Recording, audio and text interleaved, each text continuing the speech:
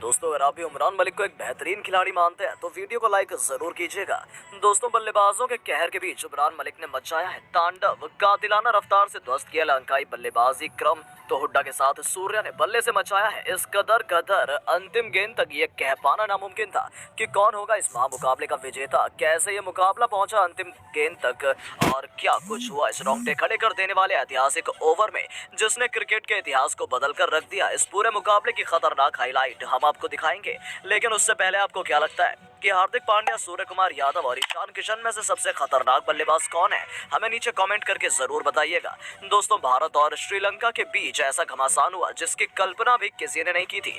दूसरे टी20 मुकाबले में चोटिल संजू सैमसन की जगह राहुल त्रिपाठी को भारत के लिए डेब्यू करने का मौका मिला, तो वहीं हर्षल पटेल को बाहर का रास्ता दिखाकर अर्शदीप सिंह की धमाकेदार वापसी हुई है। आज सिक्का उछला और गिरा कप्तान हार्दिक पांड्या के पक्ष में और उन्होंने बिना देरी किए वह पहले गेंदबाजी का फैसला कर लिया। श्रीलंका किसी भी कीमत पर भारतीय टीम को बुरी तरह से हराना चाहती थी। ऐसे में रनों की बरसात करने के इरादे से उनके दो धाकड़ ओपनर पथुम निशंका के साथ कुशल मेंडिस की जोड़ी मैदान में उतरी। दोस्तों, इन दोनों खिलाड़ियों ने उम्मीद के अनुरूप पहले ओवर से ही भारतीय गेंदबाजों की धज्जियां उड़ानी शुरू कर दी।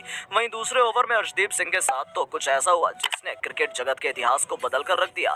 दरअसल दूसरा ओवर लेकर आए अर्शदीप सिंह ने लगातार 3 गेंद नो बॉल कर दी थी और इसका कुशल मेंडिस ने बखूबी फायदा उठाते हुए पहले एक चौका और फिर छक्का जड़ दिया। इस युवा खिलाड़ी ने महज एक गेंद पर ही 15 से अधिक रन लुटा दिए थे। इसे देख पूरा भारतीय खेमा हैरान था, तो वहीं हजारों दर्शकों की आंखें फटी की फटी रह गई थी कि आखिर अर्शदीप सिंह ऐसी गलती कैसे कर सकते हैं। दोस्तों, इन दोनों बल्लेबाजों ने महज 5 ओवरों में ही विस्फोटक अंदाज में श्रीलंका का स्कोर 50 रनों के पार पहुंचा दिया था। इसके बाद भी यह सिलसिला थमा नहीं और ये दोनों खिलाड़ी लंका का स्कोर 9 ओवर के भीतर ही 83 रनों तक ले गए थे। यहाँ से भारत बड़ी मुसीबत में था। अब भारतीय टीम को वापसी की बहुत जरूरत थी।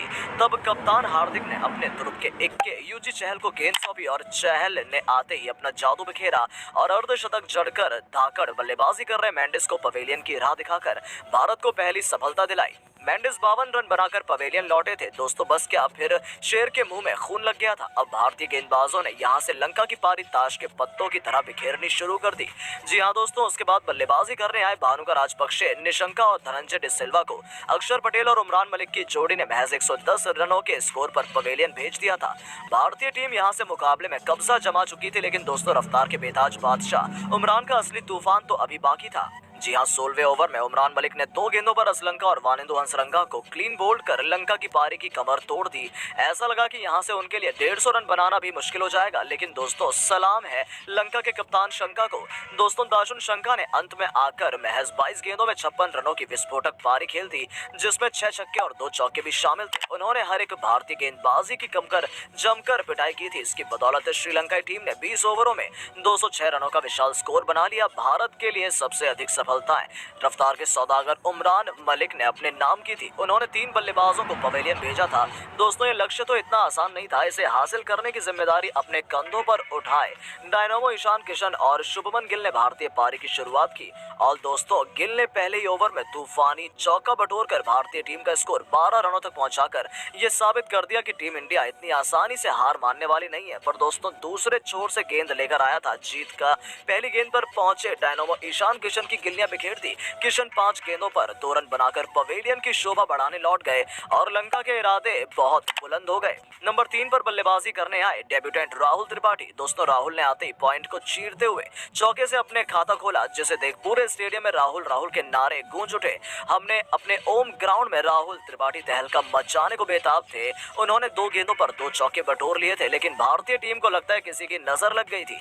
दूसरे छोर से एक और निराशा हाथ लगी और शुभमन गिल बड़ा शॉट खेलने के प्रयास में अपना विकेट फेंककर पवेलियन लौट गए। इन दोनों ही युवा खिलाड़ियों ने सभी को निराश किया था और इतने विशालकाय लक्ष्य को चेस करते हुए भारत के 2 शूरवीरों ने बहुत जल्द अपने हथियार डाल दिए थे। दोस्तों, अब बल्लेबाजी करने आए थे मिस्टर 360 सूर्य कुमार यादव। पर आज भारतीय टीम का दिन नहीं था। तीसरे ओवर की पहली ही गेंद पर राहुल के बाजी महज 5 रन के स्कोर पर पवेलियन लौट गए और भारतीय टीम का टॉप ऑर्डर ताश के पत्तों की तरह बिखर गया था।